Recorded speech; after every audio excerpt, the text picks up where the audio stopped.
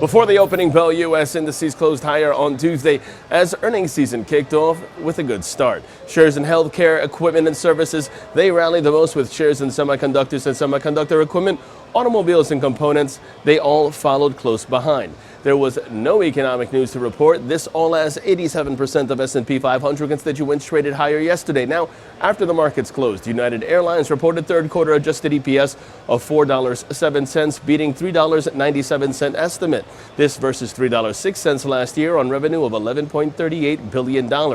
Broadcom could face anti-competitive measures from the European Union. This reported by the Financial Times, citing people familiar with the matter, while MGM Resorts International, it said that it has agreed to form a joint venture with Blackstone Real Estate Income Trust, where the joint venture will acquire the Bellagio Resort for $4.25 billion and lease it back to MGM for an initial annual rent of $245 million. The company said it will receive roughly 5% equity interest in the joint venture and $4.2 billion in cash.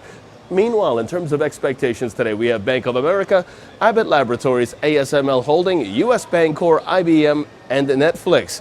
On the economic docket before the opening bell, we have mortgage applications as well as U.S. retail sales for the month of September. Right after the bell, we have August business inventories figures as well as the October NAHB housing market index. And this afternoon, we have the Fed's beige book. Taking a look now at the markets, the S&P 500 sees the bias remain bullish, while the Nasdaq also sees the bias remain bullish, but that's in focus as the relative strength index has just landed on its neutrality area at 50% and is turning up. Long positions above 79.07 are favored, with targets at 79.73 and 80.17 in extension. The Dow Jones sees a bullish bias above 26,880.